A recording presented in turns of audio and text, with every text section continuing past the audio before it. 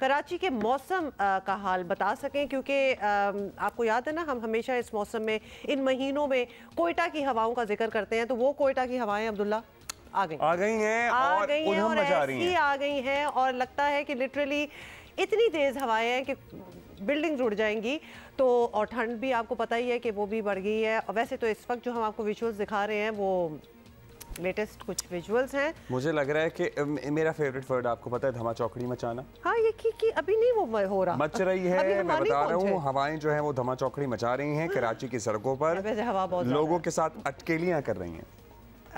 हम इधर ही अब्दुल्ला भाई को रोक लेते हैं। मैं आपको बताती हूँ कि सर्दी जो है ना वो ज़रा ज़्यादा बढ़ गई है और पूरा शहर रात को बिल्कुल नहीं थी, स्टैंड स्टिल था बिल्कुल घरों के अंदर। Absolutely not. कल रात को इतनी तेज हवा चलना शुरू हुई है। रात गए नहीं यार, शाम के। Abdullah, I go for a walk every day, so I was being pushed by the wind. जहां आप वॉक करती हैं वहां इन एनी केस हवा नहीं, बिल्कुल एनी केस नहीं होती। ये क्योंकि आप वहां वॉक नहीं करते, आपको नहीं पता, वहां रोज इतनी हवा नहीं होती।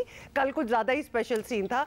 तो मतलब मेरा एक्सपीरियंस है, मैं साथ आपको बता रही हूँ भाई। कल रात तो हमें तो थोड़ा सा गर्मी लग रही थी रात को घर के अंदर। हमने हम एक टांग जो है रजाई से निकाल कर सो रहे थे। वो एज इट इज, वो हर रात को यही करना चाहिए, because that is how Karachi winters are. तो कराची में जी आज सुबह से फिजा में कुछ फॉगी सिचुएशन भी है, जिसकी वजह से हद निगाह जो है ना वो सिर्फ 1 किलोमीटर तक ही आपको पता चलेगा। ये हमारे हाल है। और एयर क्वालिटी इंडेक्स में भी कराची का माशाल्लाह कौन सा नंबर?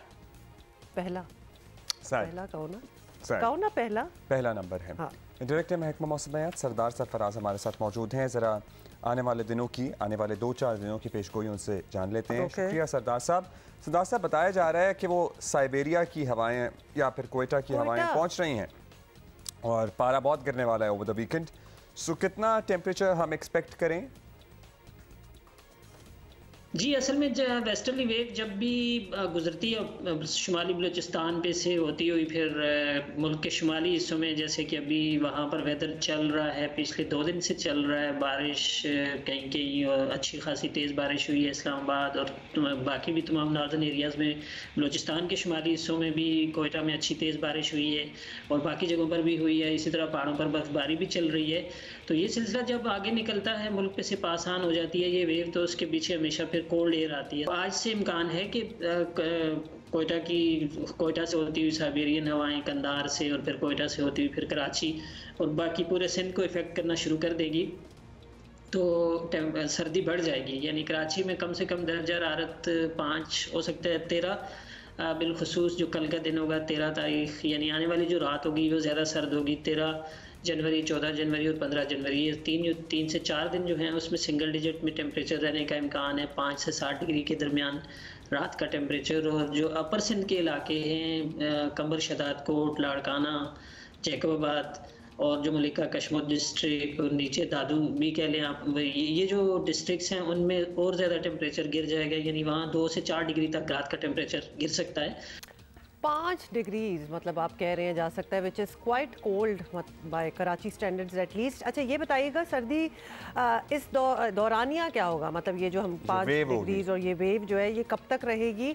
और यस, ये बता दें। कपड़े निकालने ये आज से लेके यानी 12 जनवरी से लेकर 17 या 18 जनवरी तक ज़्यादा जो इसमें शिद्दत की कोल्ड वेव है, ये 18 जनवरी तक ज़्यादा से ज़्यादा, किसी जगह पर 17 जनवरी और किसी जगह पर 18 जनवरी तक रहेगा।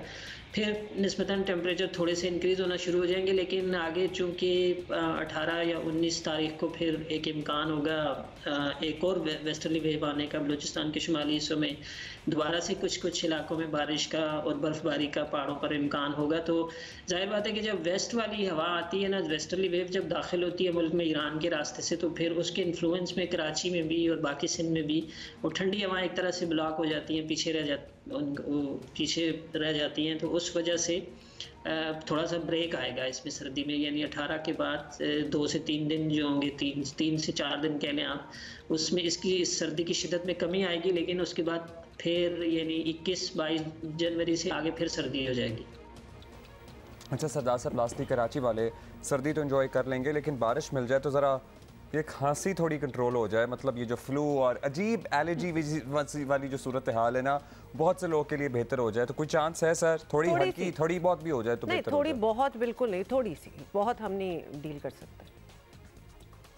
नहीं, अनफॉर्चुनेटली ये जो स्पेल चल रहे हैं ये ज़्यादा इनकी डायरेक्शन या इनका ट्रैक वही मुल्क के शुमाली इलाकों की तरफ ज़्यादा है, तो बिल्कुल नीचे यानी साउथ में पेनिट्रेट नहीं कर रही। कराची क्या पूरे सिंध में इस स्पेल से भी, और अगला जो स्पेल होगा ब्रीफ से 18 के बाद 18 से लेके 20 तक हो सकता है, तो उसमें भी कराची के लिए कोई इम्कान नहीं है। देखिए उसके बाद कोई स्पेल आता है जनवरी के आखिरी हफ्ते में, तो फिर देखना पड़ेगा कि कोई इम्कान होता है कि नहीं, लेकिन ये जो स्पेल चल रहा है और जो अगला स्पेल 18 से 20 तक होगा, इसमें कोई इम्कान नहीं है कराची की तरफ बारिश का।